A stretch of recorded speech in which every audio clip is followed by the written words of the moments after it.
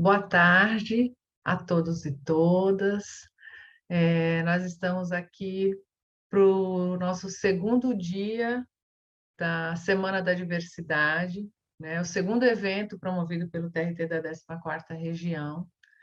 E nesse segundo dia nós temos conosco a professora, também servidora pública do Judiciário, Cíntia Ciaralo, né? Eu vou fazer uma breve apresentação, né, da Cíntia, porque o currículo dela é extenso, né, mas eu vou procurar resumir aqui, né, a pessoa que nós temos para nos trazer conteúdo, para reflexão. A Cíntia é psicóloga e formada também, mestre e doutora em psicologia, é servidora do Poder Judiciário desde 1994, ela atua como professora universitária há quase 18 anos, tanto na graduação como na pós-graduação, e tem experiência na área de psicologia social com ênfase em políticas públicas, psicologia jurídica, atuando principalmente nos seguintes temas: direitos humanos, direitos infanto-juvenis, saúde mental, gênero, questões étnico-raciais, diversidade e sistema de justiça. Atualmente, ela também apresenta um canal no YouTube, que é o Fala Diversidade, né? A Cíntia já trata desse assunto da diversidade, tanto cientificamente, nos estudos, né? Há muitos anos, como também traz agora esse assunto, né? Desde 2019, pelo que eu vi, no canal do Fala Diversidade, e ela também é articulista no portal de mídia 4P. A temática que ela vai trazer para a gente hoje é por famílias que caibam em todas as existências, diversidade e desenvolvimento humano. Então, eu passo a palavra para a professora, a doutora Cíntia Ceará.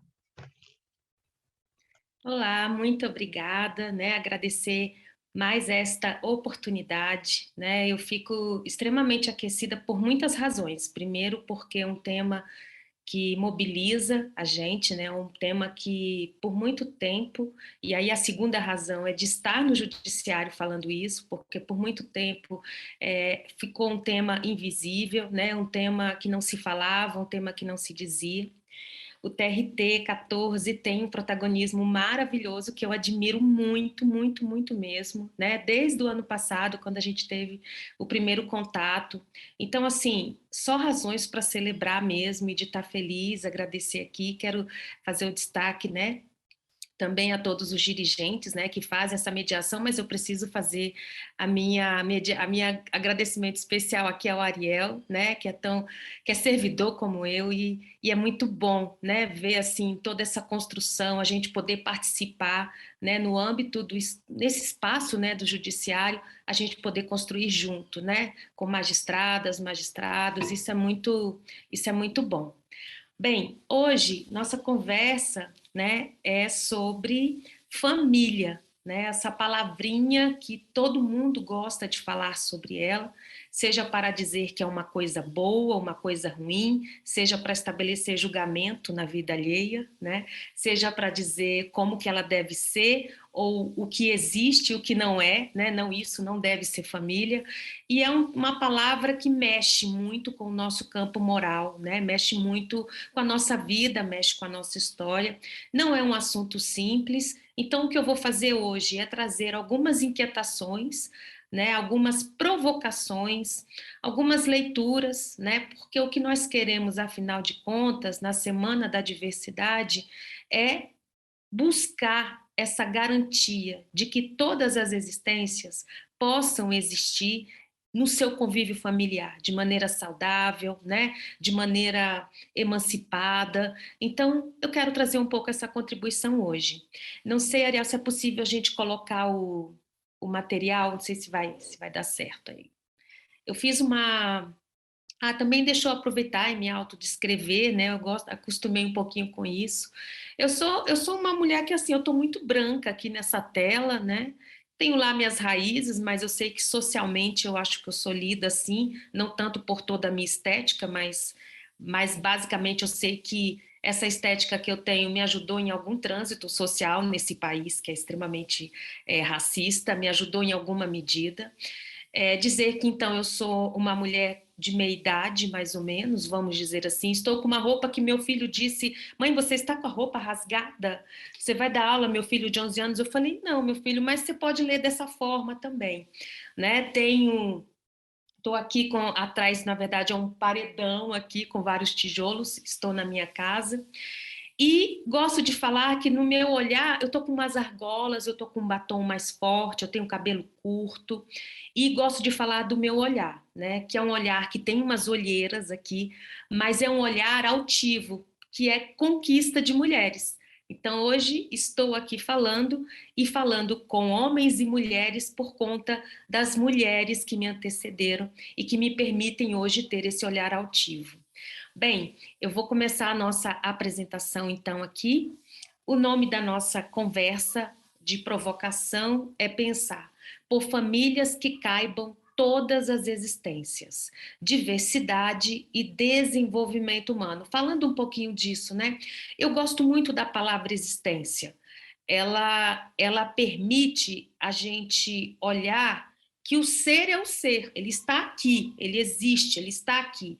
Então, não é uma questão de você dizer como ele é, não é uma questão de você construir como ele deve ser, ele simplesmente existe, né? Então, por famílias que permitam isso. E aí vem minha primeira pergunta, né? Essa figura não vai dar conta de responder essa pergunta, mas ela tenta.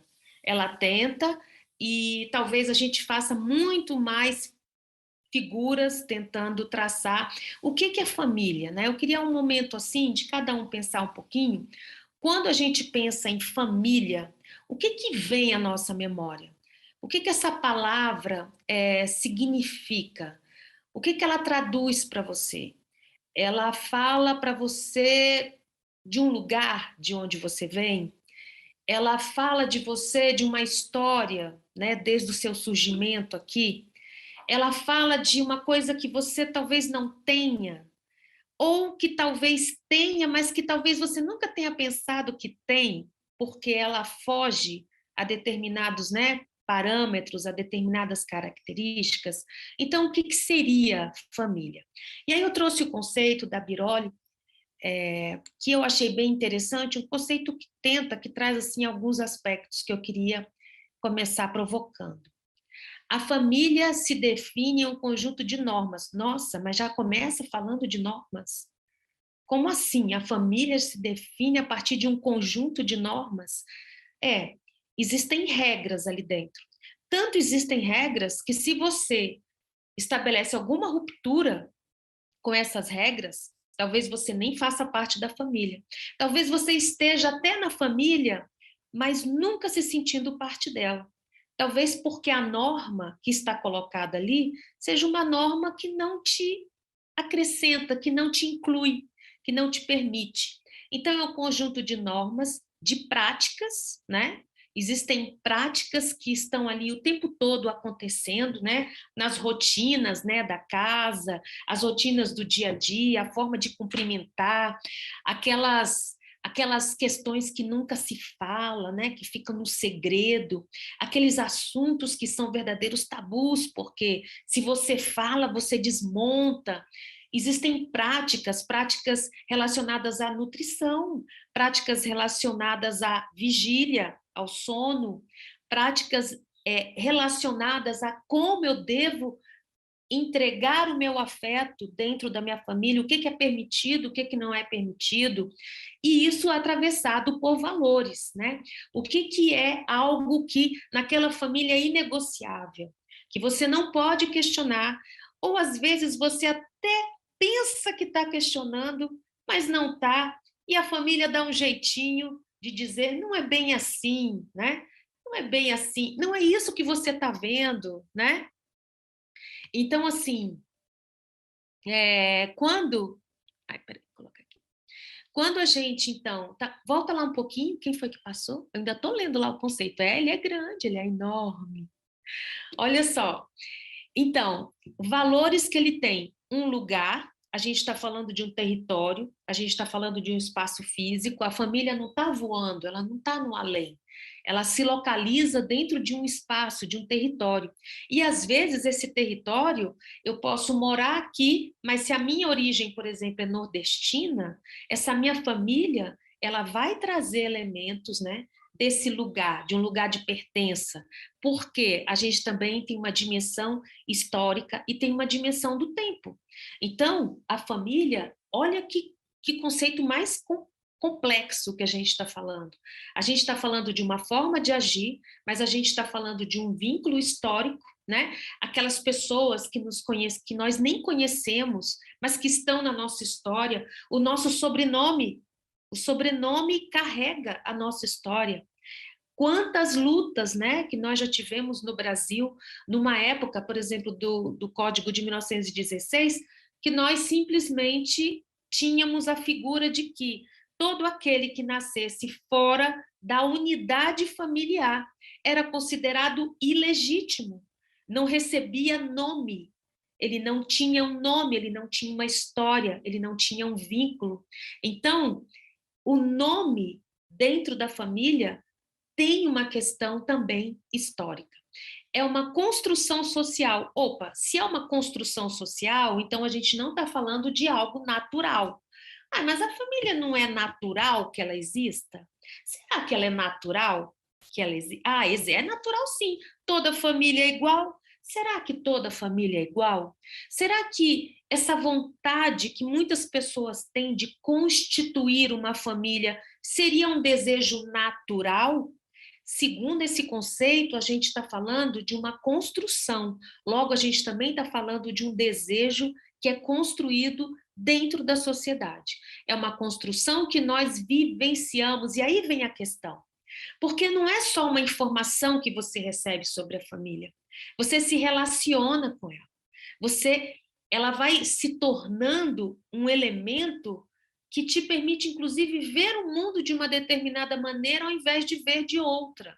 Então, ela não é só uma ideia, ela não é só um conceito, ela é algo que se relaciona comigo. Eu vivencio família.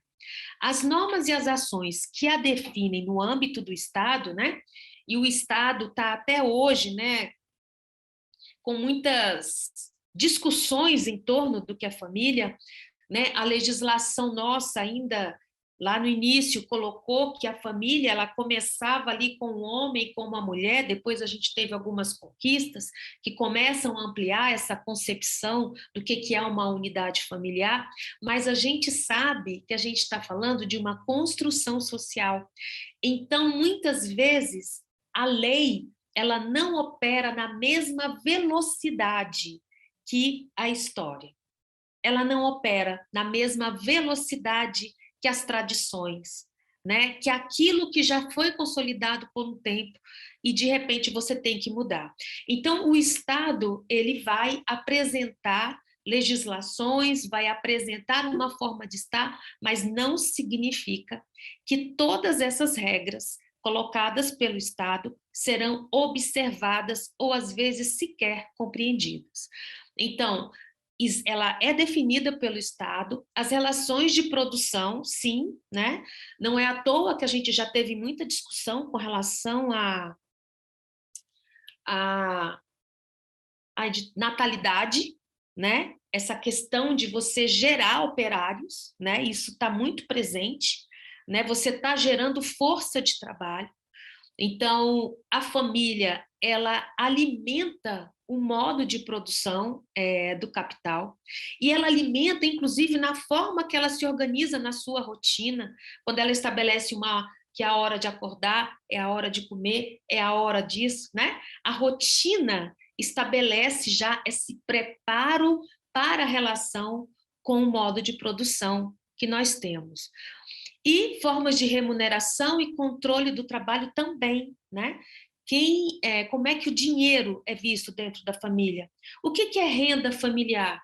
Nós já vivemos um tempo em que até o Estatuto da Mulher Casada, né? A gente teve o Estatuto da Mulher Casada, né? Em 62, se eu não me engano, década de 60, até lá, a renda da mulher ela não era considerada uma renda, simplesmente ela não existia.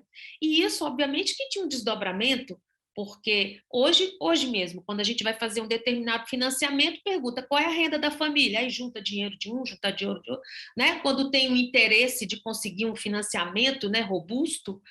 Agora imagina que até 60 a mulher sequer tinha renda, até porque ela nem estava muito no trabalho formal.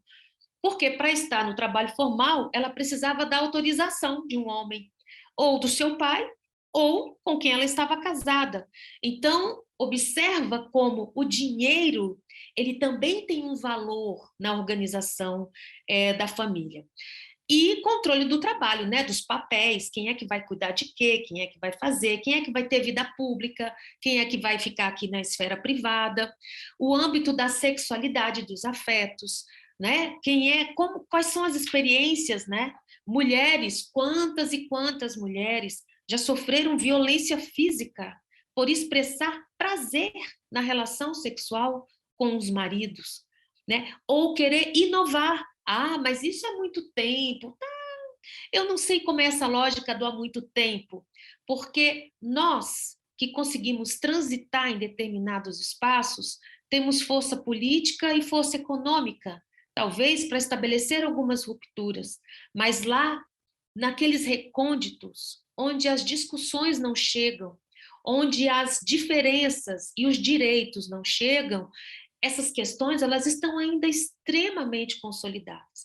E isso que eu estou falando em termos de território, mas existem questões que estão no nosso imaginário ainda. Como é que é vivenciar a sexualidade? Não se pode nem falar de sexualidade. Veja hoje o que nós estamos vivendo, né? Uma dificuldade, por exemplo, de falar de sexualidade nas escolas. A gente não pode falar nem essa palavra perto de uma criança, porque os pais ficam assustados, entendendo que falar de sexualidade é a mesma coisa que estimular a iniciativa sexual, a prática da prática sexual, são coisas extremamente divergentes, né? Falar da sexualidade não significa ensinar a iniciar a prática sexual, significa possibilitar um autoconhecimento. Crianças, eu estava comentando, meu filho mesmo está no 6º ano, está no momento da puberdade, e eu me dei conta que a escola ainda não tinha conversado com ele sobre o corpo dele, sobre as possibilidades de existência. A escola não conversa absolutamente nada. E eu não estou falando mesmo que as coisas vão ficar um pouco mais complicadas, porque se a escola era o espaço público de socialização, de negociação, agora a família, sufoca a partir das suas próprias ideias, a partir daquilo que entende que deve ou não deve ser dito, afastando a criança e o adolescente da vida vivida e trazendo para uma vida privada e extremamente controlada. Então, é o âmbito da sexualidade, dos afetos. Ali nós temos as representações dos papéis sociais, né? Quem vai fazer o quê, como eu já comentei, da infância, né? Menino tem que ser obediente, né? Tenho falado e sempre vou dizer que a obediência é um perigo. Não é desobediência que sempre traduz um perigo. Obedecer ou desobedecer são questões que elas não são absolutas, elas não são objetivas no nosso processo de desenvolvimento. Veja bem, mulheres desobedeceram normas e regras e construíram novas regras e novas formas. Eu e todas as mulheres que cá estamos por causa da desobediência. Não foi a obediência que nos colocou nesse espaço de fala entre homens, foi a desobediência. Então, se uma casa e uma família entende que educar é ensinar a obedecer, a gente perde a possibilidade de transformação social. Então, obediência não é um mote, obediência é uma ferramenta para ser sempre problematizada. Então, a infância, ela fica extremamente vulnerável na narrativa da obediência. A gente sabe que a violência sexual contra crianças e adolescentes, mais especificamente com crianças, ela se dá pela narrativa da obediência. Tem que obedecer o tio quando pede para colocar no colo. Tem que obedecer o avô que pede para colocar no colo. Tem que dar beijinho em todo mundo que chega. Todo mundo pega no corpo da criança, beijando. Não, mas já que não está tocando nos órgãos sexuais, então tudo bem. O nosso corpo não é para ser protegido apenas pelos órgãos, dos órgãos sexuais. Não são só eles que têm que ser protegidos. O nosso corpo é o nosso corpo. Mas crianças não têm essa autonomia sobre o corpo delas, os corpos delas. Então, ficam à mercê desse mundo adulto. Olha como família tem um monte de coisa para a gente conversar. Não é fácil, não. É desafiador e muito. Então, representações da infância, das relações entre adultos e crianças, a delimitação do que é pessoal e privado. Não, isso aqui isso aqui é meu, isso aqui não compete à vida, isso aqui compete, isso aqui não compete, né? O que é, como eu acabei de falar, educação das crianças nessa transição da puberdade. Por exemplo, não, isso é assunto meu, isso é privado. Eu que sou pai é que vou falar. Só que pais e mães se esquecem que as crianças não são suas propriedades. As crianças estão sob suas responsabilidades. Porque no dia que ele faz alguma coisa contra a criança, o Estado pode retirar essa criança. Se a criança fosse propriedade de pai e de mãe, o Estado não estaria nem aí. Elas estão sob responsabilidade. Então, olha os desafios que são colocados. Então, o pessoal que é privado, discursos e normas jurídicas incidem sobre tudo isso, incide sobre as relações na vida doméstica e dão forma ao que conhecemos como família. Antes de ir para o próximo. Gente, mas parece que só teve tragédia nisso, gente. Meu pai só parece que só falou coisas assustadoras. Eu pensei que ia falar família é amor, família é laço, família é solidariedade. Ai, família é tudo de bom. Sim, pode ser tudo isso. Mas nós estamos aqui fazendo uma discussão com uma perspectiva crítica do que nós temos entendido sobre o que é família e os seus dispositivos de controle sobre as nossas subjetividades, né? Podemos ir para o próximo. Falando que eu falo muito, já vou me empolgando aqui. Instituição, por que eu trouxe isso? Eu gosto só para dar uma provocadinha, né? Eu gosto muito de um teórico, eu sempre gosto de falar, todas as minhas falas ele aparece, que é o Lapassaди, e ele vai definir em um livro o que é instituição, organização e o que é grupo. Eu gosto muito do conceito dele de instituição, quando ele vai dizer que a instituição não é uma coisa organizada, mas são saberes que se reproduzem, saberes que vão se mantendo ao longo do tempo, saberes instituídos, e eles vão, inclusive, dando forma para a vida social a partir das suas fiéis organizações. Então, a organização familiar, que temos muitas organizações familiares, cada unidade familiar é uma organização familiar. Essas organizações familiares, elas vão se organizando e garantindo que o saber instituído sobre a família, por exemplo, se mantenha. Então, quando a gente fala que família tem um homem, uma mulher e tem que ter filho, a gente está reproduzindo, não é algo da natureza humana. Nós estamos reproduzindo um saber instituído.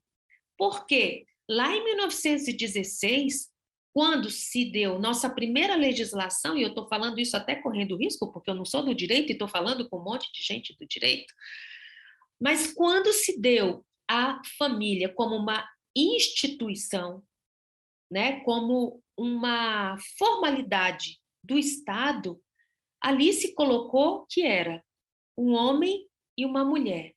Com isso, e veja, legislação, imagina 1916 no Brasil, o parlamento todo tomado por homens, um parlamento todo tomado por homens brancos, um parlamento todo tomado... Imagina falar de diversidade, LGBT, letras em 1916, LGBT.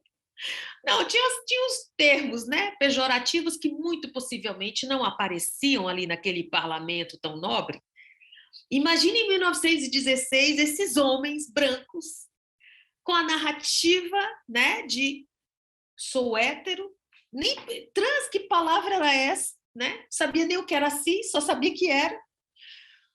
Criando uma legislação para dizer, isso aqui que é família. Olha, é isso aqui que é família. Com isso, empurrou para o resto do mundo todas as outras configurações familiares. Todas as outras organizações familiares, unidades familiares, ficaram longe da lei. A lei passou a alcançar apenas aquilo que estava escrito.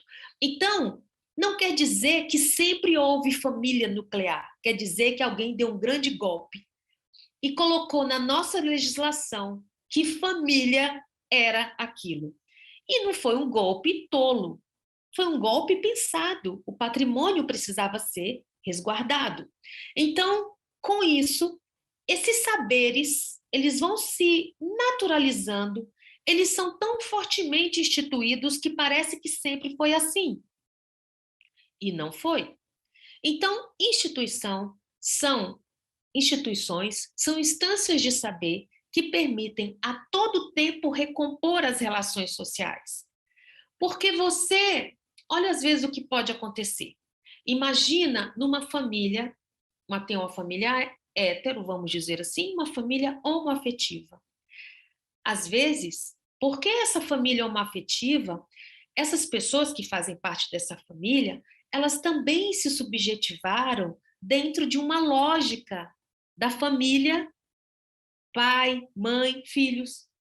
Então, acaba também reproduzindo o saber instituído do que é família. Porque foi assim que nós nos subjetivamos, não conseguimos pensar em outro modelo de família, mesmo que a nossa família nunca tenha sido igual a esse modelo. Então, o saber instituído, ele recompõe as relações, ele organiza espaços e ele recorta os limites. O saber instituído, ele pouco é questionado. Ele simplesmente existe.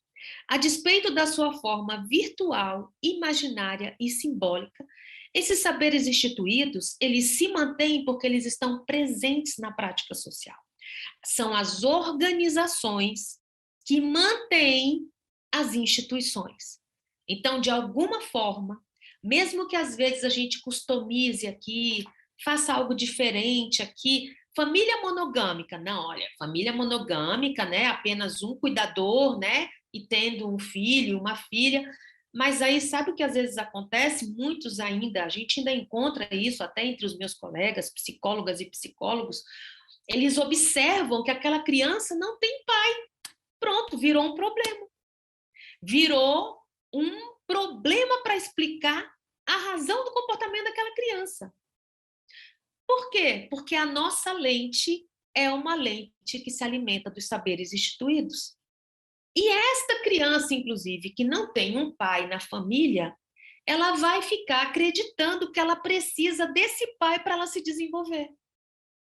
De tão violento que é o saber instituído, que colocou que nós precisamos de uma determinada configuração para ter um mínimo de saúde. E esse desejo que nós temos, que é construído socialmente, ele vai se localizando e se atualizando nas organizações familiares. Cada sociedade cria suas instituições, que serão mantidas e sustentadas em todos os níveis. No Estado, na família, na igreja, na escola, nas relações de trabalho, aqui conceituando, né, instituição. Podemos ir para o próximo. Família como instituição. Então, a família a gente pode entender como um resultado de formas históricas e culturais de organização entre as pessoas, não se pautando apenas em referências biológicas, naturais e religiosas, o que se desdobra em representações contemporâneas hegemônicas de família. Bem, podemos ir para o próximo? o que eu quero trazer aqui, então? Ora, então, a gente já conversou que família não é uma realidade natural, ela não é óbvia, mas ela é construída e ela está a serviço da manutenção de determinados saberes. Ela está a serviço de configurações históricas para que se reproduzam. Então, nós temos aí, quando nós pensamos numa família, imagina você, né, que é super estudado, né, tem uma leitura até progressista, desconstruído, né, e tal. Você está lá no parque. Aí passa um homem, uma mulher e uma criança. Você não vai pensar, olha o professor passeando com a médica, cuidando de uma criança, né? Vai pensar, é o tio, junto com a tia, andando com a sobrinha. Você muito possivelmente vai pensar que é um homem, pai, uma mãe, mulher e uma criança, filha dos dois. Isso não é óbvio, porque pode não ser. Mas você pensa isso. Quando alguém conta uma tragédia para você do que aconteceu numa família. Não, gente, isso não é família, não. O que faz você dizer, não, isso aí não é família, mas não é mesmo. O que faz você dizer o que é e o que não é família? Isso está vinculado com esses saberes que acabam estabelecendo um pensamento hegemônico do que é família. Então, vamos tentar falar de algumas coisas que atravessam essa nossa compreensão. Primeiro, que a ideia de família, por mais que a gente tenha hoje a prática da adoção, vamos lá. Eu acho a prática da adoção uma prática super potente e transgressora. Por que eu digo transgressora? Porque ela diz assim: olha aqui, relação de afeto se dá não é no papel, nem na medicina. A relação de afeto se dá no encontro, na construção que eu tenho com você. Só que a gente, como não dá conta disso ainda, porque a nossa cabeça é biomédica. A nossa cabecinha, por mais. Tanto é que a gente usa que expressão, gente? Filho do coração. Eu acho tão engraçado isso. Eu falei assim, gente, ou é filho ou não é filho, né? Não, é que tem assim, tem um filho e tem um filho do coração. Eu fico assim, como assim, filho do coração? Eu tenho, por um acaso, 2 filhos que, de fato, eu gestei. Mas eu digo para os dois, ó, vocês são adotados. Assim, adotado? Falei, lógico, eu só sou sua mãe porque eu te adotei e você me adotou, gente. Amor de mãe não é natural, não. Amor de mãe é construção. Mas há quem acredite que o cordão umbilical vem cheio de coraçãozinho. Assim, quando você está dando comida, você está dando assim, te amo, te amo, te amo. Eu e você para todos sempre. Gente, desculpa, eu tenho que falar dessa forma, porque é isso. Acredita-se que o cordão umbilical vem cheio de amor. O cordão umbilical é uma experiência biomédica e que é simbolizada por cada uma e cada um de nós. Ela é significada e subjetivada. Para algumas pessoas, o cordão umbilical é prisão. Para algumas pessoas, é liberdade. Para outras pessoas, é sonho. Para outras, é um pesadelo. E não dá para ir na lógica da patologização. Como assim você acha que é prisão? Sabe por que que se acha que é prisão? Porque o saber que se acha que prisão é patológico, né? Achar que é uma coisa ruim, porque o modelo biomédico, historicamente, nos apontou que é óbvio que você vai ter uma relação de amor com quem sai do seu corpo. Ele não disse isso com essas palavras, mas nos fez acreditar. Então, família ainda tem essa lógica da consanguinidade. Tanto é que imagina que aparece um primo que você nunca viu na vida. De repente você, nossa, já estou amando. Já viu isso? Ah, por que você está amando? Ah, porque é meu primo. Mas você nem viu, ele nunca conheceu, nunca andou com ele. Não importa, é meu primo. É meu primo do meu sangue. Tá entendendo? Então, a gente ainda tem na nossa cabecinha, porque isso não é só cognição, é o jeito que a gente subjetiva toda essa experiência da família. Então, o modelo biomédico está na narrativa hegemônica. Por mais que a gente tente, né, dizer que não é bem assim, mas a gente ainda acredita que família, ela é família raiz, na medida em que tem sangue envolvido. Se eu tenho o seu sangue, pronto, super família raiz. Se eu não tenho, é fofinho. Mas assim, né? Família, família mesmo. Não é muito família, não. Né? Então, a gente lá no fundo da alma diz isso. E é tão interessante essa coisa do modelo biomédico também. Me desculpem, eu preciso comentar. Vamos ao chá de revelação. Gente, o chá de revelação, que antes era só fazer um exame, saber se era X, Y, né? Que estava no sangue, aquela coisa toda, né? Até porque você quer comprar um enxoval, agora virou um show. Eu fico pensando nesse menino e nessa menina pós-chá revelação. Esse menino que aparece todo de azul no resultado, no dia da festinha. Esse menino nasce, começa a se relacionar com o mundo e vai percebendo que não era bem azul que ele, né? Azul nunca foi uma cor da vida dele. Aliás, nem o corpo que ele veio no mundo ele se identifica muito. Você imagina o que um chá de revelação faz com a vida? É uma coisa fofinha? Uhum. Mas para o menino e para a menina, eu não sei, não. Me parece o fortalecimento de uma violência simbólica. Porque agora é menino mesmo. Eu acho engraçado quando eu vejo esses vídeos de chá de revelação, né? A cara do pai quando sai rosa é uma coisa incrível, né? Eles tentam até disfarçar. Dá uma disfarça. Já viu quando dá a frustração? Agora, se imagina quando vem o que quer. E aí vem o que quer, mas a pessoa não é o que ele quer. A pessoa é a pessoa. Imagina o desdobramento. Então, nós ainda fundamos as nossas expectativas de família em cima do modelo biomédico. O modelo patriarcal, né? Não, que é isso, hoje em dia tá super. Não, homens e mulheres, sabe? A gente super divide tarefas. Não, é assim, lá em casa ninguém manda, não. O que é isso? Eu sempre pergunto: quando você tem recurso para pagar uma trabalhadora na sua casa, quem é que paga o salário dela? Quem é que paga o salário da babá? Quem trabalha fora, né? As mulheres que trabalham fora. Quem é que liga o tempo todo para saber? Deu comida? Fez não sei o quê? Fez aquilo ali? Fez isso outro? Né?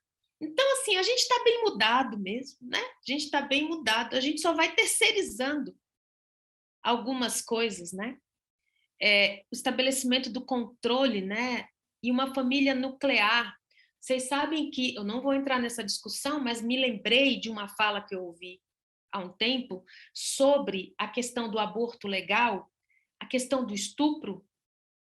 Todo mundo que vê que o estupro é uma explicação para o aborto legal e alguns que não, que são contrários, né, à prática de aborto, eles até às vezes se comovem quando é uma situação de estupro e aí faz parecer, mas é um estupro em algumas situações, porque a gente já viu que no Brasil isso não funciona desse jeito, mas o estupro ele surgiu como justificativa para o aborto de tanto que as mulheres eram estupradas e tinham filhos ilegítimos, fora da família.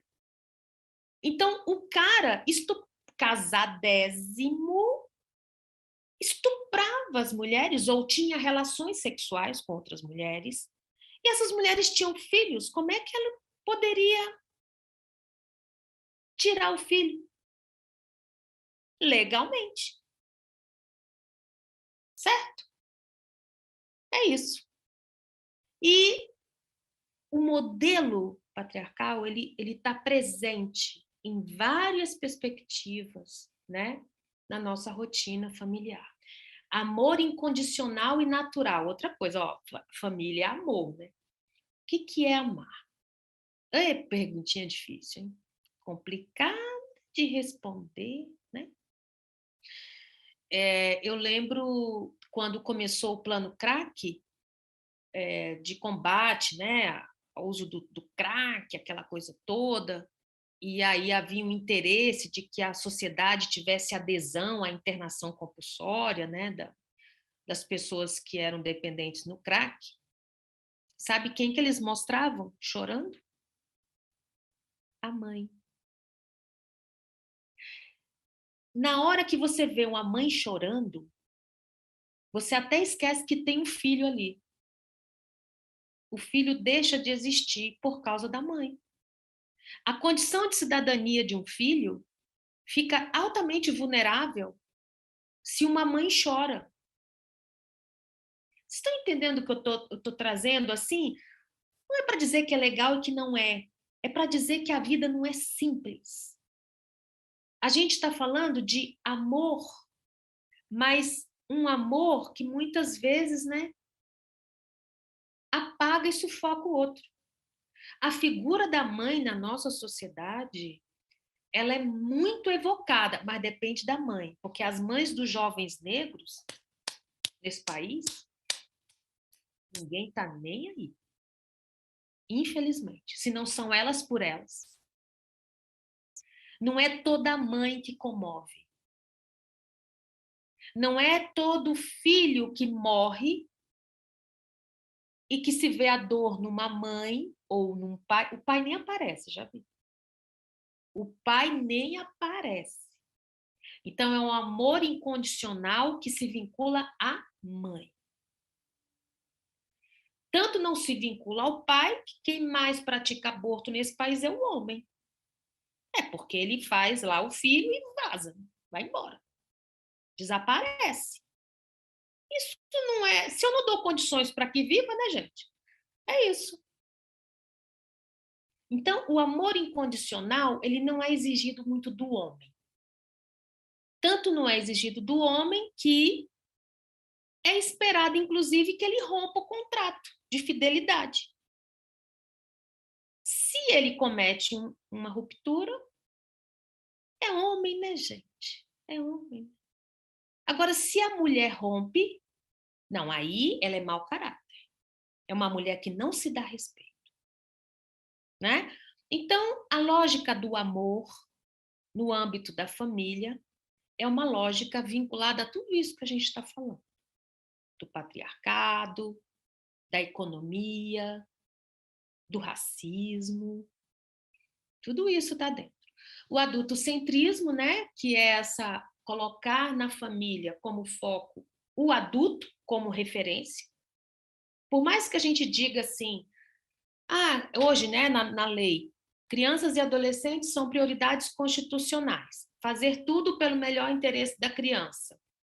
É bonito, mas na hora do jogo jurídico, eu não sei de quem é o melhor interesse. Não sei mesmo. Inventaram um negócio aí de alienação parental, de uma lei aí, confusa, bem confusa. É pelo interesse da criança. Me parece disputa de guarda 2. E agora com mais agravantes, porque ela também tem uma característica um pouco misógina, mas aí seria para outra live, falar de alienação parental. Mas só para dizer que os dispositivos eles vão sendo. E hoje, com a Constituição de 88, o Estatuto da Criança, você tem toda uma retórica de garantia de direitos de crianças e adolescentes que acaba ocultando o que de fato está em jogo, que é o mundo adulto. Essa coisa que eu comentei agora da obediência, de uma hierarquia. Crianças devem sempre obedecer. Respeite os mais velhos. Eu acho uma frase super equivocada. Porque o respeite os mais velhos, quando você fala isso para uma criança, ela está entendendo que ela tem que obedecer o adulto. Só que às vezes esse adulto está fazendo coisas com ela que ela talvez nunca conte para você. Sabe por quê? Porque se ela te conta, ela está desrespeitando o mais velho. E ela vai ser punida, e pior, ela já sabe que ninguém vai acreditar nela. Quantas vezes uma criança é assediada por um tio e ela conta na família e ela ouve da família assim, bobagem, menino, seu tio só estava, né, te fazendo um agrado, né, estava só cuidando de você. E ela fica assim, ó, eu já vi cenas assim. E ela fica assim, né? Então, assim, essa lógica desse mundo adultocêntrico, que estabelece uma hierarquia a partir das gerações, é uma narrativa hegemônica. Religioso, moral, então, nem se fala, né? Porque a família, até por conta da experiência dogmática dos seus integrantes, que a gente, obviamente, deve respeitar, porque ter religião é um direito que as pessoas têm, mas a grande questão é que as crianças elas ficam rendidas ao dogma do mundo adulto. Elas não têm possibilidade de construir suas próprias experiências religiosas. Até porque se um pai e uma mãe, a partir de um dogma religioso específico, se ela chega para a criança e diz que ela pode experimentar isso, ela está achando que está rompendo o dogma, o adulto. Fala assim, não, não vou, eu tenho que ir, meu filho tem que ir comigo. Se ele não for, eu estou sendo um pai pecador, uma mãe pecadora. Então, é aquela coisa de se correr o bicho pega, se ficar o bicho come. E esse discurso religioso, que apesar, eu vejo, não estou sendo contra a religião. A questão da religião é quando ela elimina o direito do outro. Porque, gente, a maior dificuldade que nós temos é compreender que o meu direito não começa quando o seu termina. O meu direito é junto com o seu ao mesmo tempo. Esse negócio, um direito de um começa quando o outro termina. Eu detesto essa frase. Ela é um equívoco. Porque tem gente que vai demorar para o direito acabar, viu? Até o meu começar. Eu vou te falar, viu? Tem gente que vai ficar, ó, menino, nesse direito aí, eu aqui, ó, esperando o meu poder. Uma característica de procriação, né? Família que é família tem filho, né, gente? Não vai garantir continuidade? Ah, não, a família. Ah, a gente não quer ter filho, não. E aí, ó, casalzinho, egoísta, né? Não é família isso aí, não. Né? Então, família tem essa característica, né? Da procriação, né? De garantir essa reprodução. E aí é isso, né? Na família, relações de gênero, sobre uma ótica binária, né? Que está ali presente na família, ou é homem ou é mulher, ou o chazinho de revelação. Ou é homem, ou é mulher. Você só pode ser compreendido a partir desses dois lugares. Sexista, porque se você é homem, a cor azul vai bombar. E quando eu falo cor azul, lógico que eu estou falando de uma forma simbólica. Porque se o nosso problema fosse só cor, a gente resolvia. Se fosse só cor, a gente mudava o lápis, né, de cor, fazia qualquer coisa. Mas o problema é que a cor, ela vem carregada de um monte de coisa junto. Então, essa lógica sexista do que você pode, do que não pode. Eu lembro de uma propaganda de um menininho que dormia com bonecas. E o pai todo dia chegava preocupado. Era uma propaganda isso. Eu fiquei chocada com essa propaganda, faz muito tempo.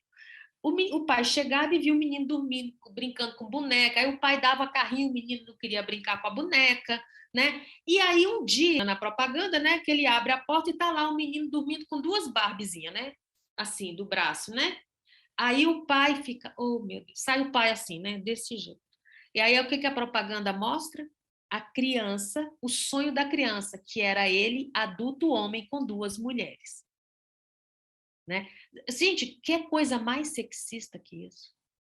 Quer dizer, se é para um homem se aproximar de uma boneca, é para transformar em um objeto mesmo.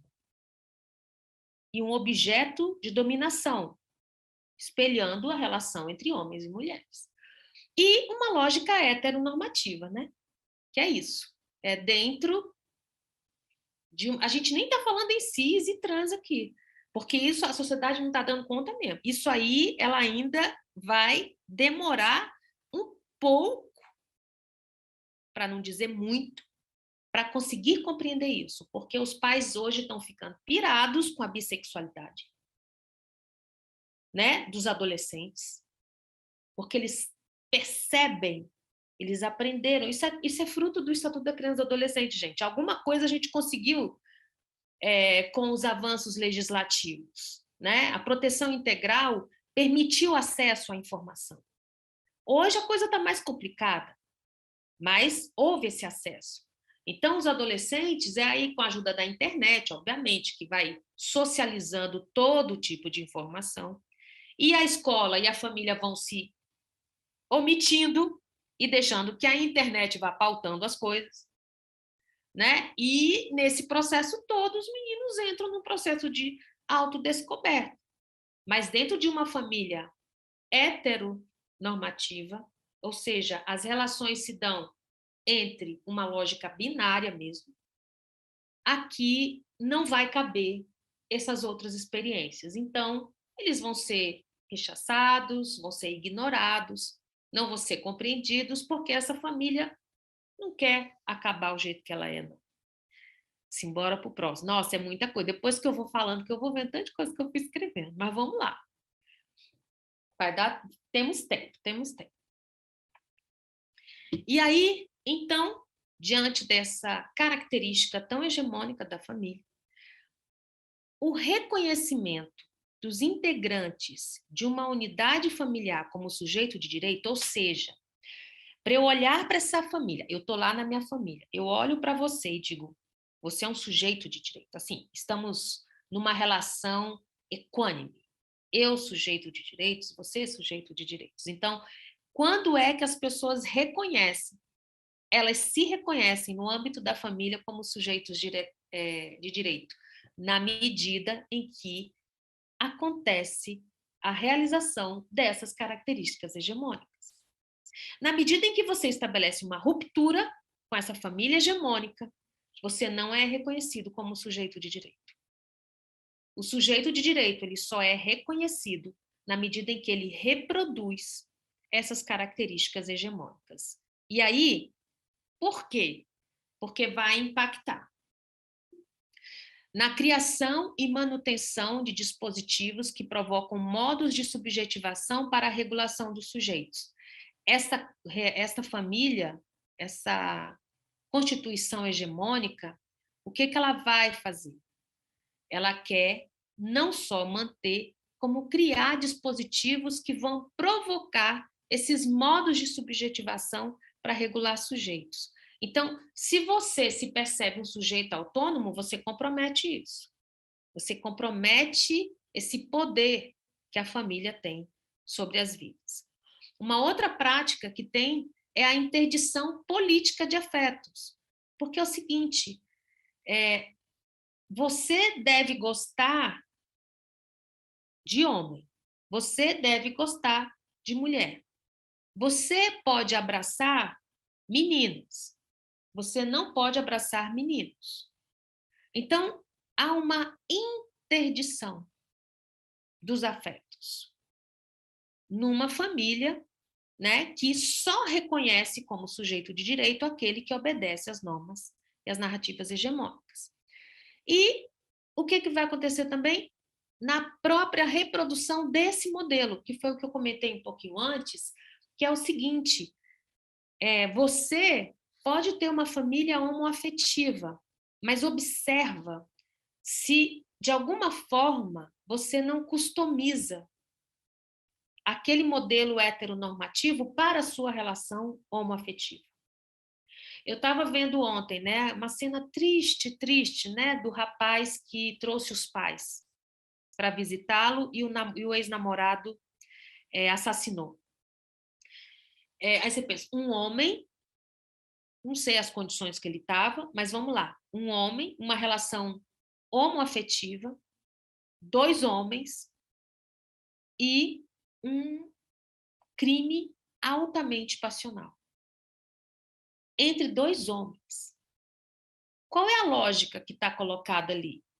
De modelo de relacionamento, de modelo de amor. Não é porque são 2 pessoas homossexuais, mas são 2 pessoas homossexuais que se subjetivaram dentro de uma lógica e de um modelo de amor romântico onde a ideia de posse do outro faz parte. As famílias mantêm essa lógica do amor romântico. Elas tanto mantêm a lógica do amor romântico que qual, por exemplo, um dos desdobramentos que nós temos na política de saúde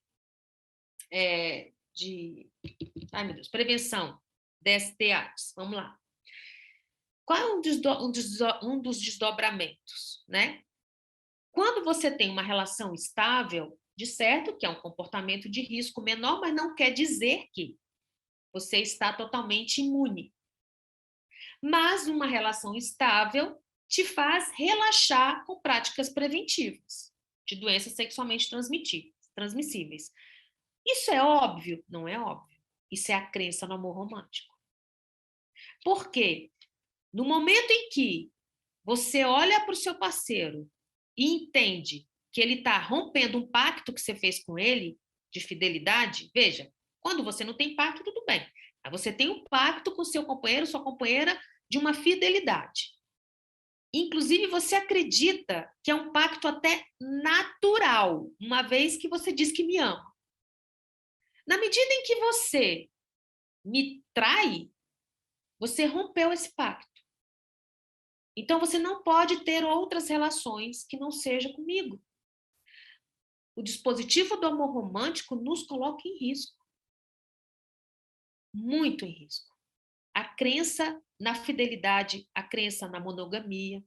Então, não importa a configuração familiar que nós tenhamos hoje, se é monogâmica, homoafetiva, hétero, o fato é que existe no ar, subjetivando em nós um modelo de uma família, um modelo de relação entre homens e mulheres, entre pais e filhos, que acabam impactando e nos levando a reproduzir, mesmo quando a gente tem uma característica de organização não hegemônica. Então, era isso. Vamos para o próximo. Ai, meu Deus, eu nem sei qual que eu já estou. Vamos lá. Bem, e aí, o que a gente tem de desdobramento que tem cutucado esses modelos aí hegemônicos, né? Algumas cutucadinhas, né, gente? Ainda muito tímidas, aquela cutucada que só dá uma coceira. Mas a gente tem aí, né? Não é à toa que a conserva está insana, trazendo o tempo todo a narrativa dos valores da família, como se esses valores fossem universais e uniformes, né? O que tem que na nossa história aqui no Brasil, pelo menos, né? Vamos pensar do século passado para cá, o que a gente tem aí? Um processo de emancipação de mulheres. Quando a gente vê a taxa de feminicídio crescendo, não é simplesmente porque a violência está bombando, né?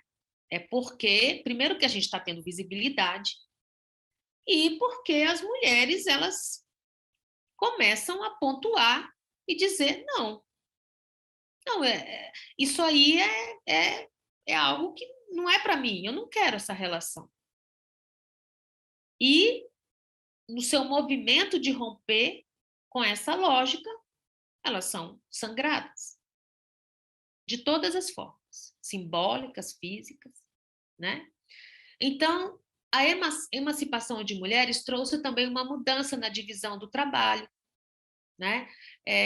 Onde nós estamos ocupando, quem é que ocupa determinados espaços. Também é interessante, embora eu não esteja hoje falando especificamente de questões étnico-raciais, mas tudo isso, gente, que a gente está falando, tem um atravessamento étnico-racial.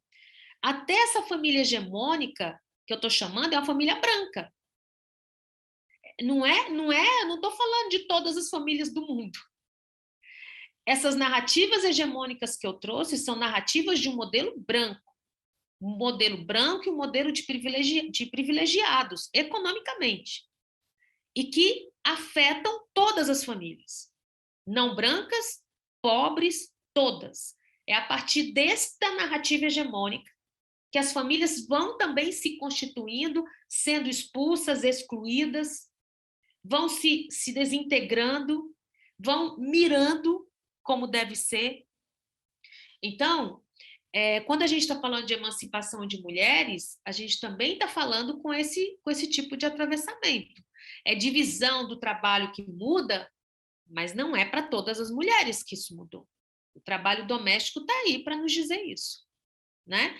O trabalho doméstico, que é uma tradição escravocrata, que está customizada dentro do direito hoje, do trabalho legal. Como é que pode, né, gente? Tem 10 anos, né, que regulamentar. Isso, a cada dia eu fico mais chocada com isso, né? Tão pouco tempo regulamentado, mas que ainda não opera na cabeça de empregadores e empregadoras que nós estamos falando de mulheres também que buscam seu processo emancipatório, né? Então, isso teve impacto. Então, isso está cutucando. Ai, a família não é mais a mesma, né? Ai, as mulheres agora, né, querem mandar, as mulheres agora cuidam do corpo, decidem, né? Emancipação de mulheres tem um desdobramento. A legislação infanto-juvenil, que também cutucou muito a família, né? À toa que, né, quer redução da maioridade penal, né? Quer homeschooling, né? São todos movimentos de retrocesso ao avanço de direitos, né? Não quero que fale de homossexualidade na escola. Ó, volta.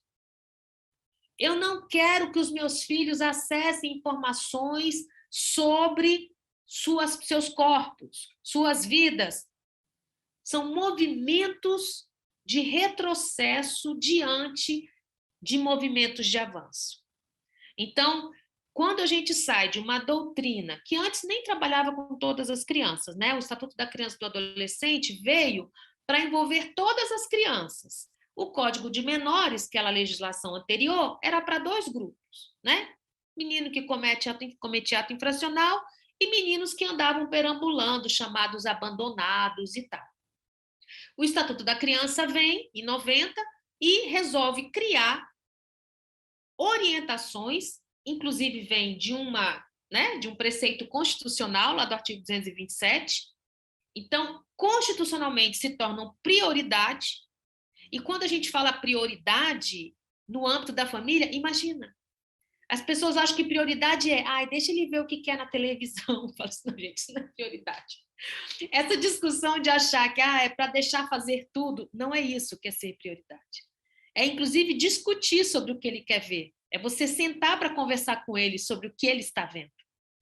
É você dialogar com ele, fazer muito mais problematizações do que ficar dando resposta para crianças e adolescentes.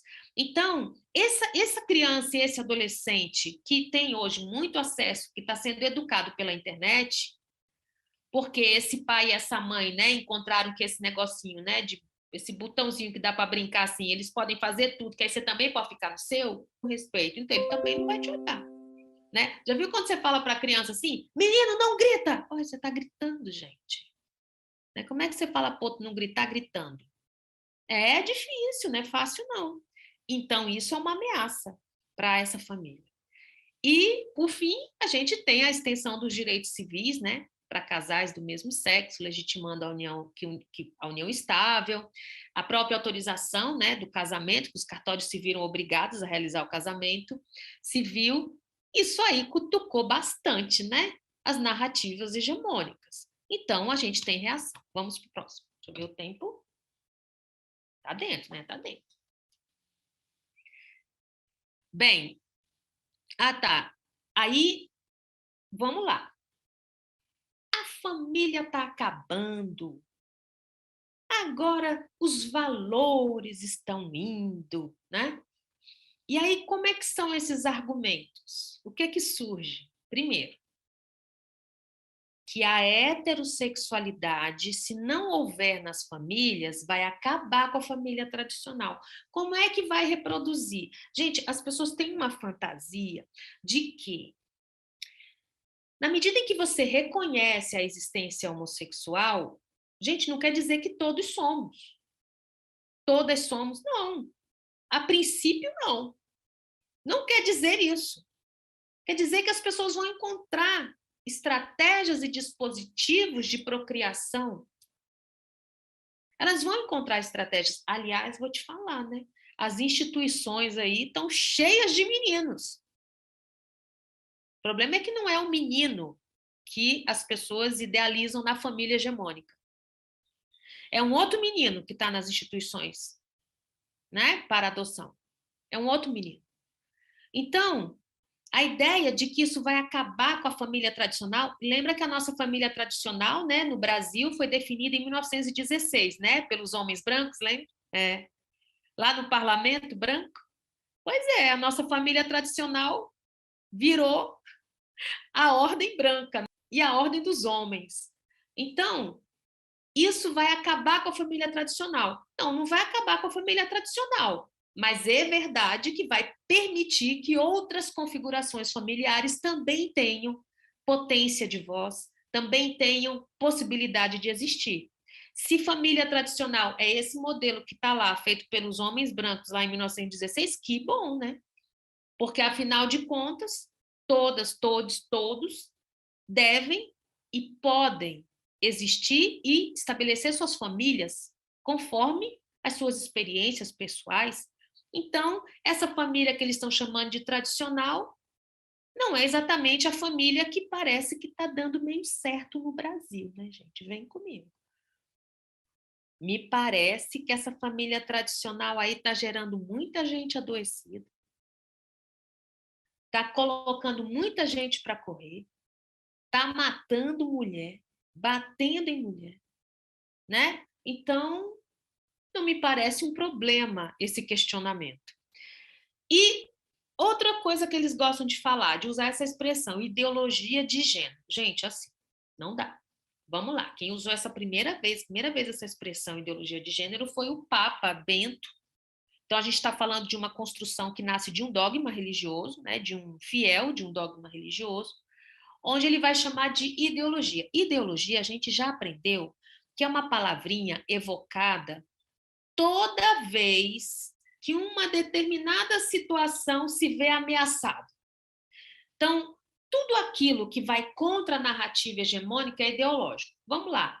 Heterossexualidade. Ah, mas ser hétero não é ideológico. Opa, vamos lá. Onde é que está escrito que necessariamente a pessoa tem um órgão sexual vinculado a chamado de homem? Significa que os desejos e as vontades dele estão vinculados para o outro sexo. Biologia não diz isso, gente. Onde é que está escrito isso? Onde que está escrito que tem que ser? Tanto é que a OMS já tirou, né? Falou que a homossexualidade não era transtorno, gente. Então, a ciência está apontando equívocos.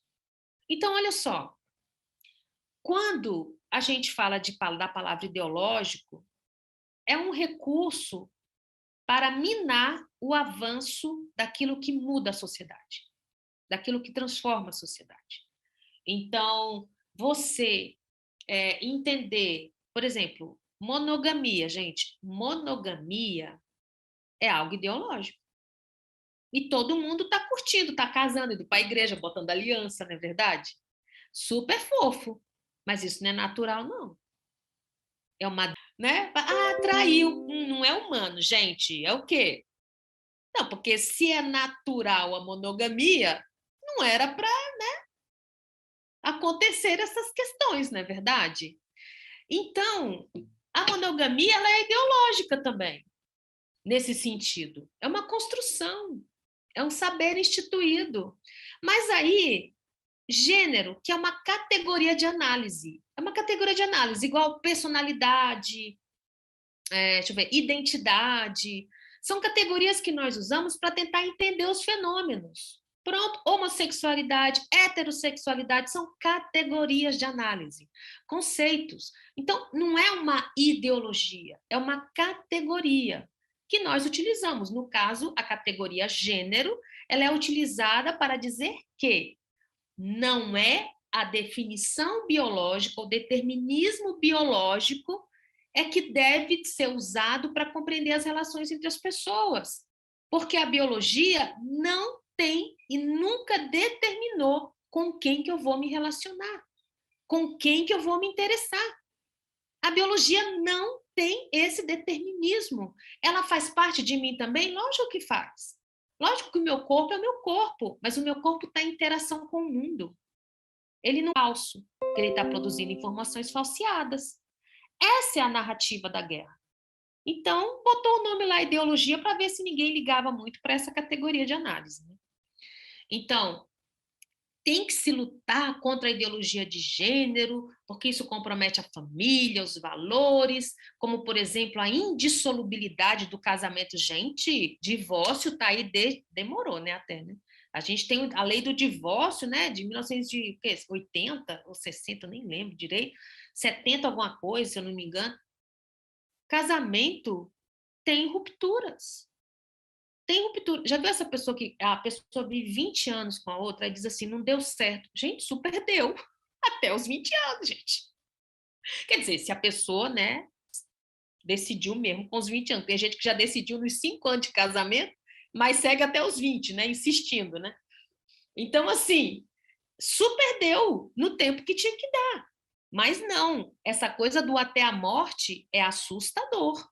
É assustador por quê? Isso explica muito dos feminicídios, né? É morte mesmo. Se não vai ficar comigo até a morte, eu mato, né? E muitas mulheres, enfim, a gente sabe que são elas, que somos nós mesmos, né, mulheres, que ficamos nas relações morrendo todos os dias, porque é muito difícil estabelecer uma ruptura dentro dessa lógica aí, dessa hegemonia de pensamento. A união heterossexual também, que compromete, demarcação do papel da mulher e do homem. O outro argumento é que tem um declínio da família devido à redução do papel de autoridade e de guardiã da moralidade, né? Como a autoridade dos pais. Como assim, lei da palmada? Que horror! Como assim eu não vou ter autoridade? Gente, a gente tem autoridade, é batendo? É isso? É isso que é relação de autoridade? E que coisa é essa de autoridade, né? É isso também. O que eu quero na minha relação, no meu convívio familiar? Vamos lá, vamos para o próximo. É muita coisa, né, gente? Eu estou falando. Ai, meu Deus. Cansando. Bem, aí acho que falta pouquinho, acho que só faltam os 2 slides assim, mas para fazer uma provocação final. Bem, família, saúde e sexualidade, que a gente já conversou um bocadinho, falando algumas coisas, mas é a partir da família e em relação à família é que se desenvolve o dispositivo da sexualidade. Então, a gente já falou sobre isso. A ideia da... Quando a gente faz assim, Semana da Diversidade, e a gente está falando assim, olha só, nós somos várias existências. Isso quer dizer que nós vivenciamos a nossa sexualidade de uma maneira muito pessoal. Agora, gente, vivenciar a sexualidade não significa, não é a mesma coisa que prática sexual, entende? Prática sexual é um desdobramento, é um aspecto. Quando a gente fala de sexualidade, a gente está falando de uma coisa muito maior, a gente está falando de uma existência, de algo que nos dá sentido. É aquilo que eu gosto sempre de dar esse exemplo, quando você vê 2 carros, e aí tem 2 retrovisores, e você tem que passar, sabe que você está andando? Aí você quer ir para a calçada, aí tem 2 carros estacionados, aí você não fica assim meio que desviando, né? Essa noção espacial que você tem do seu corpo, onde que ele termina e onde que ele começa, é sexualidade. Essa relação com o seu corpo, com a sua vida, se conhecer, se tocar, não é só algo na direção do outro, é na direção de si também. Então, sexualidade é algo muito maior do que muitas vezes se restringe a entender como prática sexual. Então, na família, você acaba dizendo e definindo até onde vai a sua sexualidade, o que é sexualidade. E aí, sexualidade fica apenas vinculado a essa ideia de monogamia, por exemplo. Não, só posso ter uma relação com uma pessoa. Tem que ser assim, né? Porque, veja, o problema da monogamia é que você, tudo bem, você estabeleceu um pacto monogâmico com o outro. O problema é que o outro rompe esse pacto. E rompe, e você ainda acredita que a monogamia seja natural. Essas são as questões. Não há problema nenhum em ter uma relação monogâmica, desde que você tenha uma relação monogâmica, porque você tem reflexão crítica sobre que relação que você quer ter com o outro e o outro quer ter com você. E você estabelece uma relação de lealdade com essa pessoa e pronto. Mas ela não é natural, né? Então, a forma que a família trata a sexualidade vai dizer que você tem que ser com uma única pessoa para todos sempre é bem, pronto, né? É isso. A necessidade de afeto entre seus membros, né? É isso também. Quem você pode gostar, quem você pode amar. É natural que uma mãe ame seu filho, é natural que um filho ame sua mãe. Se ela é mãe e ele é filho, é uma expectativa, mas nem toda mulher que gera uma criança é mãe da criança. Como nem toda criança que foi gerada por uma mulher vê na mulher uma mãe. Mas a sexualidade, ela é tão amarrada, ou seja, o sentido dos meus afetos também, que eu me vejo, inclusive, obrigada a amar quem eu não amo, porque seria natural amar. Discursos sobre maternidade, se a sua mãe, que é o seu pai, como que você vai entregar afeto para a mãe, como que você entrega afeto para o pai, como é que isso deve acontecer, o controle da natalidade, a relação do marido com a mulher, a relação dos pais com o filho, o casal heterossexual, a reprodução como finalidade da conjugalidade. Isso aqui tudo está dentro da forma que a família entende que a sexualidade deve operar. E com isso, o que a família ela vai definindo o que é uma sexualidade normal e uma sexualidade não normal. Logo, normalidade e anormalidade não são categorias que vão ser definidas pelo estudo, pela pesquisa, pela ciência. São discursos que são definidos pelas práticas sociais, pelos saberes instituídos, pelas narrativas hegemônicas. E aí, para concluir, acho que é o último slide, para fazer um destaque mais especial. Nessa família, ela não cabe, essa família hegemônica, ela não dá conta da população LGBT. Ela não dá conta, ela não comporta. E mesmo assim, ela ainda diz que ama, ela diz que é amor. É engraçado que fala bem assim, não, gente, eu amo os homossexuais. Eu não amo a homossexualidade. Assim, é uma narrativa tão esquizofrênica. Gente, a homossexualidade, ela só existe realizada nas pessoas. Homossexualidade não é um produto que você compra, que você pega no balcão, não. Eu vou pegar aqui a homossexualidade. Ou então, deixa eu tirar a homossexualidade de você, que aí eu te amo. Mas, gente, como é isso? Né? Pessoas e homossexualidade. Não, as pessoas são homossexuais. Então, assim, a família ela vai criando um tipo de discurso para dizer que eu quero o seu bem.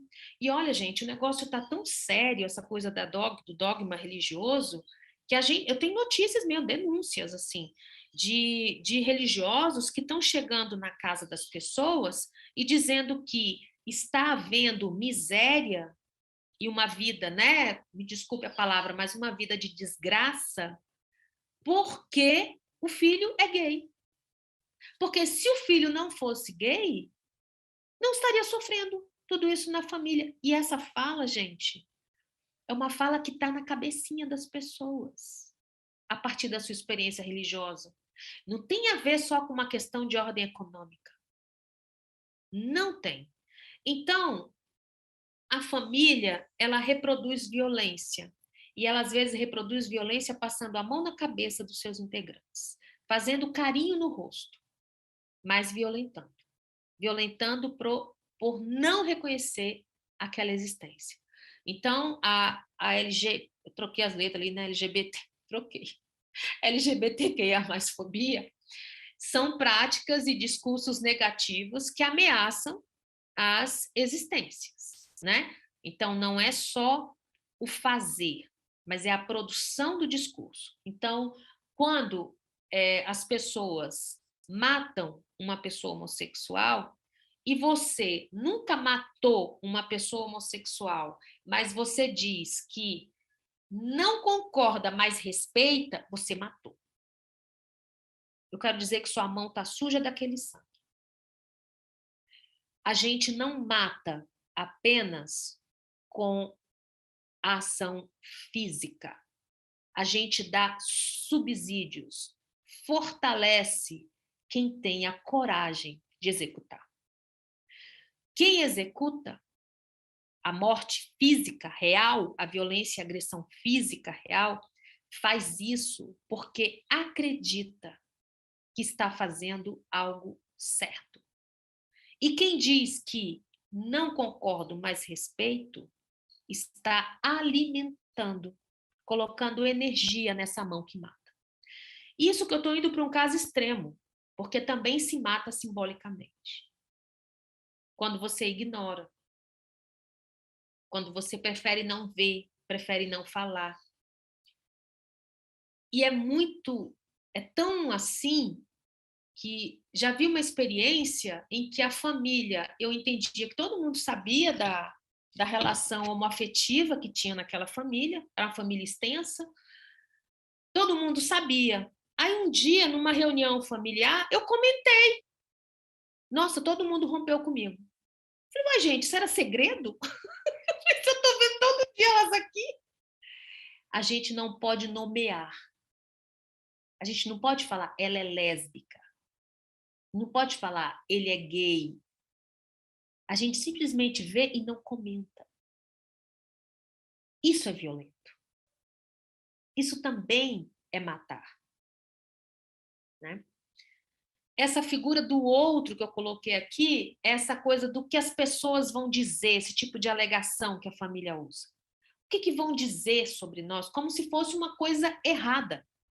Como se fosse uma coisa possível. Não, o outro fica como um fantasma.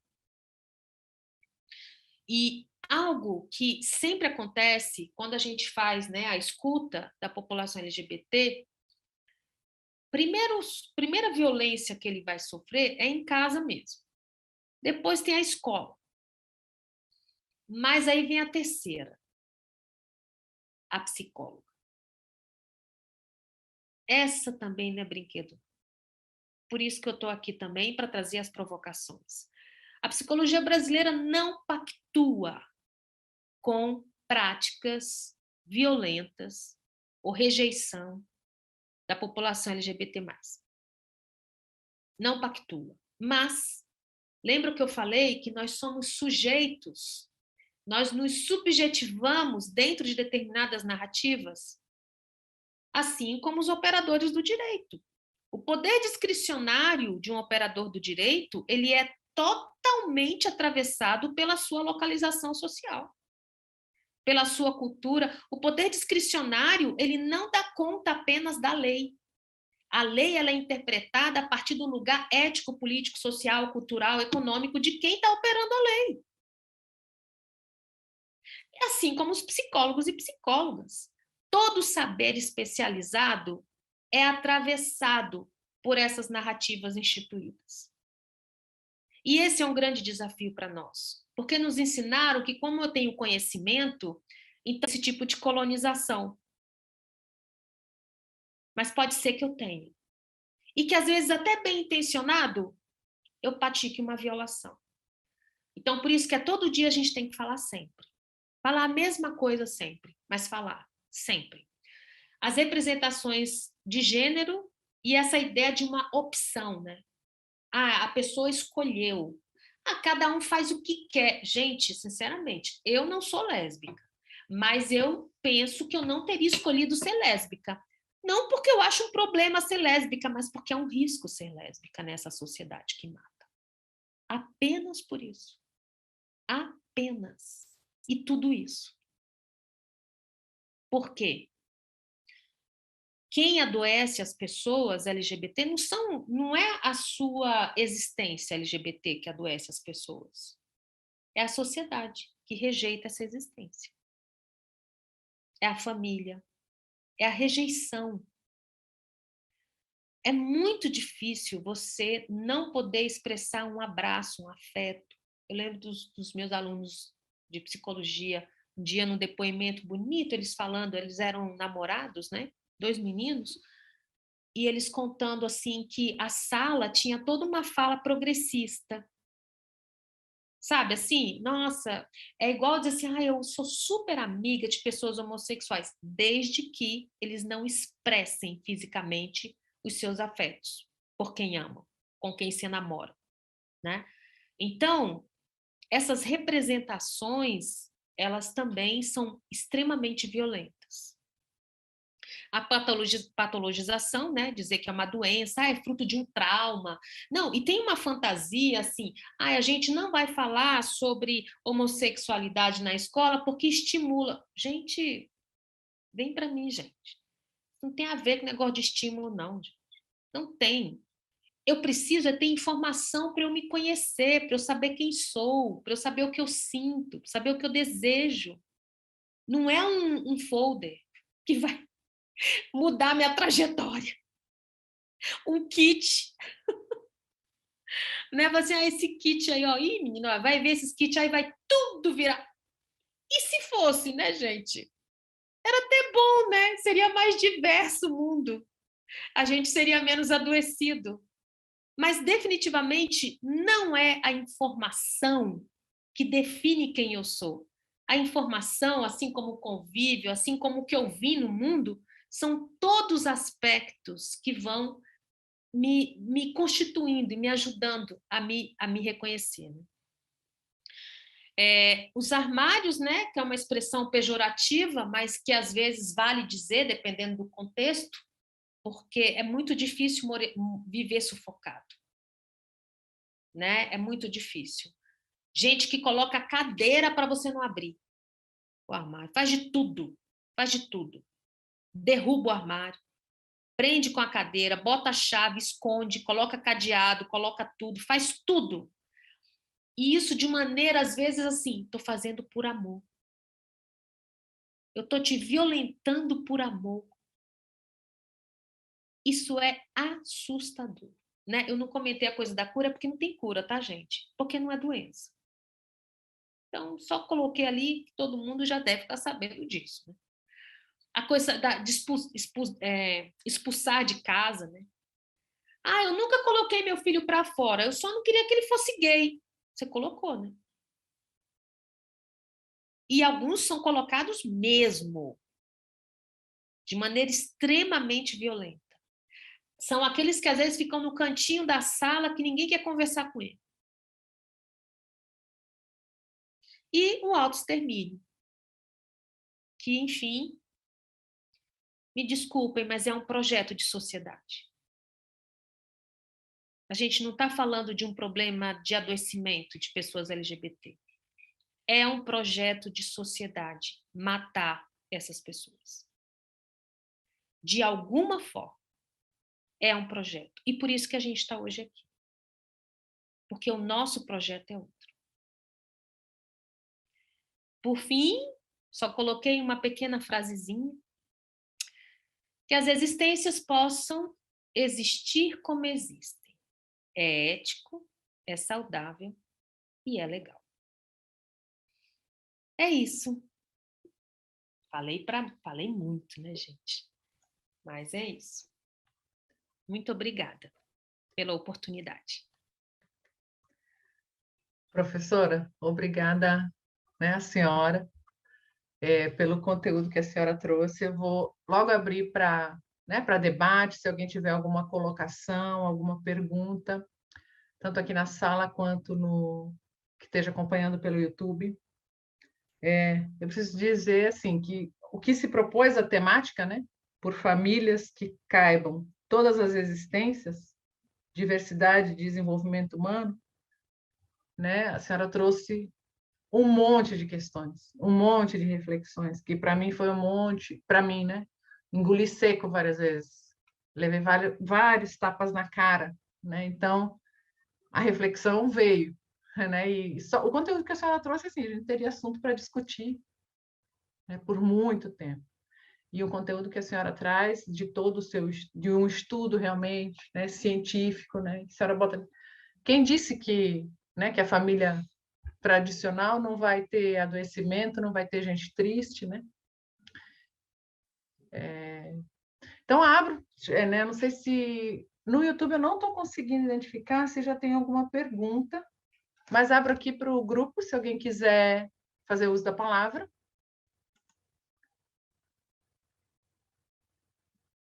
Estão aplaudindo aqui, mas eu acho que vai ser até difícil, porque a pessoa fica assim. Oh, só uma coisa, dizer que eu já olhei aqui no celular que tem algumas pessoas até que eu conheço, mas eu não estou conseguindo acompanhar no chat do YouTube. Mas já deixo meu beijo aqui para quem ficou, quem está aí, quem comentou, porque eu não estou conseguindo olhar o chat.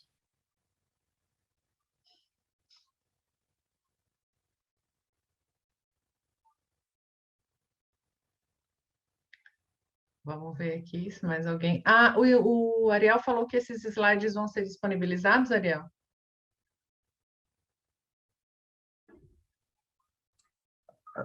Acho que o William falou, né? O William recebeu a apresentação, a gente vai passar para os inscritos, tá, Thaís? Tá, né? Se bem que com a contextualização, né, da professora, né, problematizando, né, cada um deles, é bem diferente. Parabéns pela palestra, né? Paulo Henrique Salgado está dando parabéns pela palestra. Bruno Moreno, sempre bom ouvir a Cíntia. A Raimunda Pedraça, né? Parabéns à EJUD, a Escola Judicial, e a professora Cíntia. Então, se, né, mais ninguém...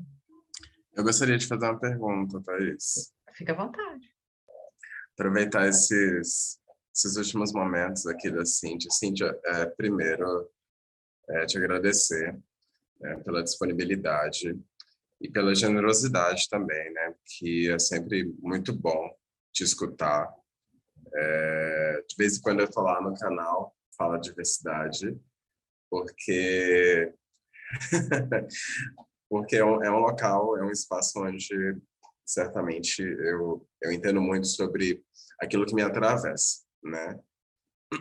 Não somente como servidor, mas também como ser humano, né? O Ariel que está depois da porta ali do tribunal. Muito legal escutar você falar sobre legitimação do Estado, né, para dizer o que é e o que não é família. Essas características tão hegemônicas que naturalizaram, né, foram naturalizadas ao longo da nossa história. E acho que eu já ouvi falar você falar de customização das relações homoafetivas, assim, como as relações homoafetivas só são validadas pelo Estado-sociedade no momento em que elas são também, que elas se curvam, né, a essas características hegemônicas, assim. Então é muito interessante trazer esse debate para dentro do Poder Judiciário. E o que eu tenho para falar, na verdade, não é nem uma pergunta, mas é mais para tensionar mesmo os debates aqui, instigar você mais um pouquinho. O último livro que eu li foi Corpo Negro Caído no Chão. Não sei se você já ouviu falar, da professora Ana Luzia Flausina. Eu sempre troco o sobrenome dela. E essa mesma época que eu estava lendo Corpo Negro Caído no Chão, estava passando uma novela. Minha mãe é super noveleira, então eu estava acompanhando ali com ela, porque é uma forma de eu socializar depois que eu saio daqui da frente do computador, assistindo novela com ela. E nessa mesma época estava passando uma novela chamada Um Lugar ao Sol, na Rede Globo, né, uma trama ali do horário nobre, até uma história bastante interessante, né, uma coisa meio Netflix, assim. Mas voltando ao livro, né, numa determinada passagem do livro, que depois eu fiz algumas relações com essa novela, né, porque estava na mesma época, eram coisas que eu estava interessado, né? E numa determinada passagem do livro, a professora Ana Luísa fala sobre uma citação de Carlos Wedenberg, no qual esse autor ele vai explicar ali que quando você nega a presença física de uma população, por exemplo, uma população negra, né, na situação dele, ele traz a população negra, mas a gente pode estender para determinadas outras populações que foram desumanizadas ao longo da história. Quando a gente nega a presença física de uma população negra no espaço, simbolicamente, ele fala que o que você está dizendo é que você quer que ele desapareça, né? As pessoas negras são ali representadas, ele fala, como uma imperfeição e estão sempre destinadas a desaparecer. Se você não vê, por exemplo, uma família negra, né? A gente está falando de família aqui nessa palestra, numa série, numa novela, num livro, né? E culturalmente a gente entende família como esse lugar de continuidade. O que a gente está falando é que as famílias nascem para se reproduzir, e uma família negra e uma família negra numa novela onde você não tem pessoas negras, não tem então a reprodução de pessoas negras naquele contingencial simbólico, né? Então a gente começa a criar aí alguns imaginários sobre qual o lugar da família negra dentro desses imaginários, né? Será que a família negra é encapsulada por essa gama de direitos da família, né? Será que toda família ela é considerada família para o Estado e para a sua sociedade, né? A gente percebe que na maior parte das narrativas a gente vê pessoas negras, personagens negros, sozinhos, né? Apartados aí do seu núcleo. Então elas não têm família e normalmente quando elas têm família elas têm famílias brancas, né? E esse outro autor que a professora Ana Luísa cita, ele termina o texto dele falando assim, que quando há um rosto negro, uma cara negra, ela é sempre muito solitária, né? É um homem negro sem mulher, é um homem negro sem mulher negra, é um homem negro ou uma mulher negra sem filhos negros, né? Sem pais negros, sem os antecedentes negros. Ou seja, né, fica parecendo que a família, essa família negra, né, ela vai sempre ser destinada a acabar. É algo que não tem raízes, né, e nunca terá, né, dentro dos nossos imaginários. E daí eu voltei para sua fala, né, pensando quando você fala nem toda mãe comove, né, nem todo filho comove, nem toda família comove, nem toda família ela é aceita e protegida pelo Estado. Tem muita família que ainda está sendo marginalizada e a gente pode trazer também para esse contexto das populações e famílias LGBTs que criam, né, aos troncos e barrancos outros imaginários sobre o que é família dentro desse tecido que se criou, né, desse tecido dessa conformação que a gente tem de família, considerando aquele primeiro conceito lá do seu primeiro slide. Então, era isso que eu queria falar, né? Sobre essa sociedade que não abraça todas as famílias mesmo. Até dialoga um pouco essa questão da economia, né? Que falou aqui também, mas muito mais voltada aqui. Foi Anastácia, tem a pergunta, né?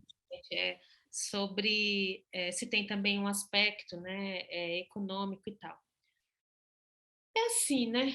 A nossa sociedade, ela é base escravocrata, né? E com características latifundiárias, né? E de exploração. O nosso povoamento não se deu por povoamento. Nós fomos explorados, né? Economicamente. A ideia não era povoar, a ideia era explorar, basicamente. Então, quando a gente fala da população negra que foi sequestrada e trazida para cá, não há um interesse de total aniquilamento, mas há um interesse de controle quantitativo, para não haver até a retomada, sabe? Vamos tomar esse negócio? Nós vamos nos reunir, vamos derrubar isso aqui? Então você tem um controle estatístico, porque você precisa dessa família negra para ocupar determinados espaços que a população branca não vai ocupar. Então, desconsiderar a família negra, a gente tem uma tradição, né? Porque não é o lugar do artista, né? Não é o lugar que gera economia. Hoje já está diferente, né? Agora, você está falando essa coisa de novela, está me chamando a atenção a novela que tem agora um grande contingente de pessoas negras e que são pessoas protagonistas, pessoas com renda. E aí me chamou a atenção a novela das 7. Eu já vejo novela, Viorel, não tenho muita crise, não. Quando dá, eu vejo mesmo. E eu sempre estou pensando, às vezes é lúdico, às vezes eu fico, cara, que informação que essa novela está dando, né? Assim, fica no lúdico e na informação. E aí tem uma mulher que ela é a mais rica da novela, é uma mãe negra. Mas é surpreendente como passa uma ideia de uma mulher insegura.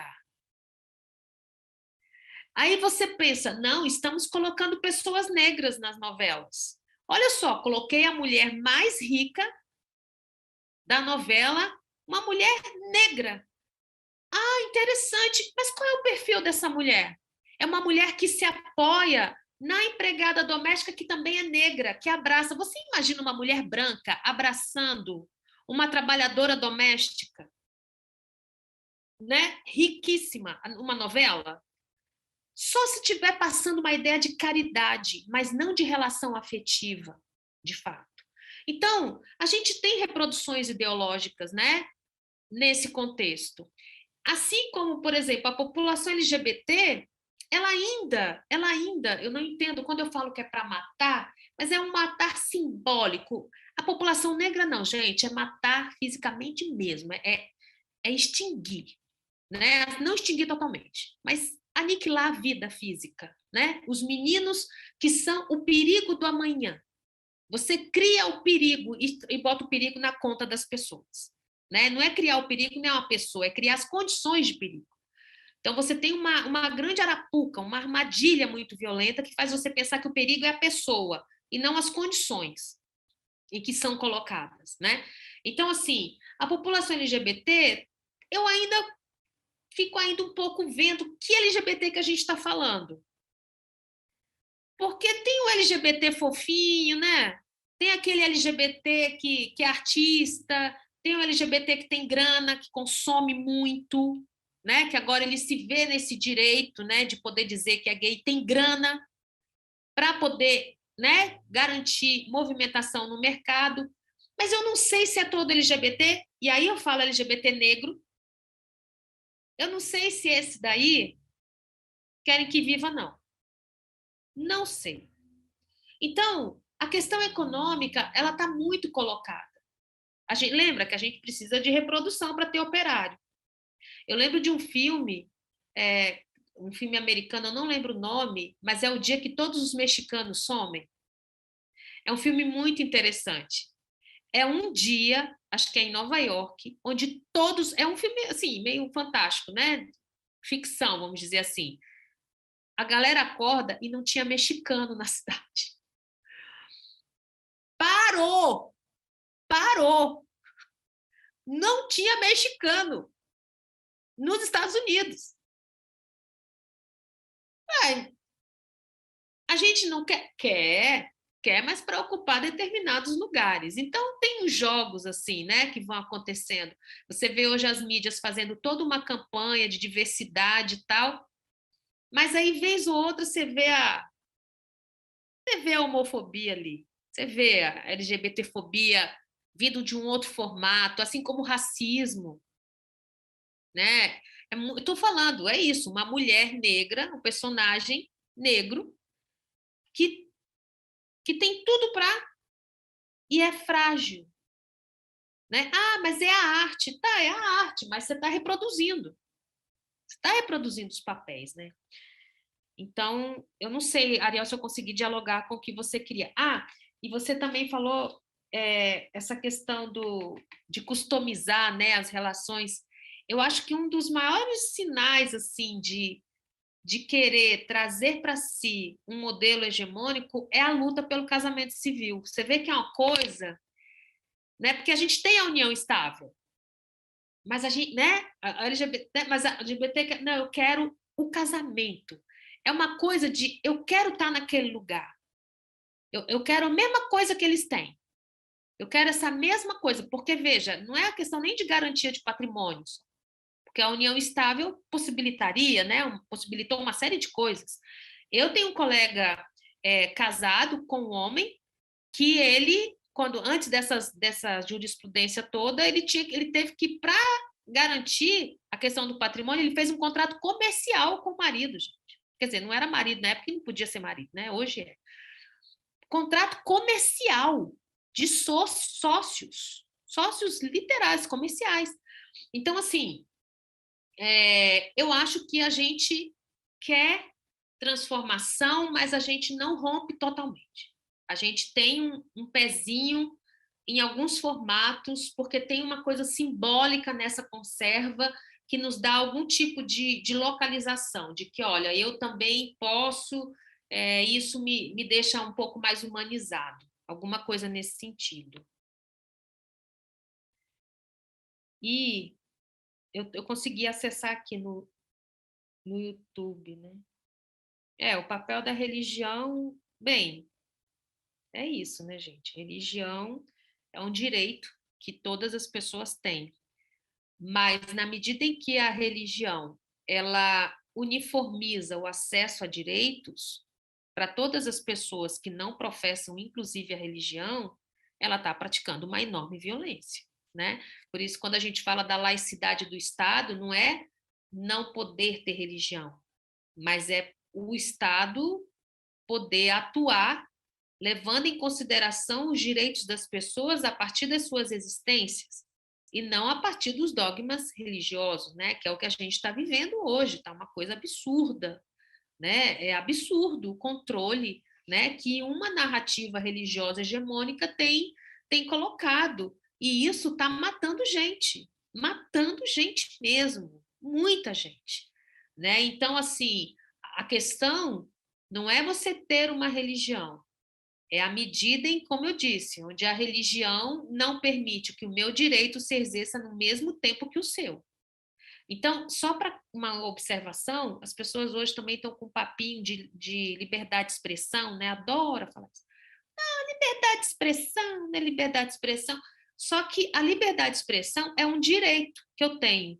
Só que, como eu disse, o meu direito não... Ele tem que conviver com o direito do outro. Então, se o que eu falo está matando o outro, eu não falo. Tem que falar. Eu não tenho direito de falar na medida em que o direito do outro está sendo comprometido. Então, a liberdade, ela se dá na experiência coletiva. E esse é um grande desafio, mas é isso. Então, eu tenho liberdade de dizer que eu não gosto de gays. Não, meu amor, você não tem. Porque quando você fala isso, você está dando munição para o outro me matar. Você fala que eu sou doente, que eu sou uma anomalia. Você está dando condições para que esta pessoa se subjetive, formalize o seu ato e me mate. Então, você não tem direito de falar isso sobre gays. Você não tem direito de falar. É liberdade. Não. O seu direito que você está evocando agora é o da liberdade, e o meu é de existir. Então, esses dois têm que estar caminhando juntos. Era isso. Exatamente. A gente já está no limite também do tempo, né? Mas tem a Raimunda Pedraça deixou aqui uma frase muito bonita no YouTube, que eu vou usar também para a gente finalizar, né, o evento.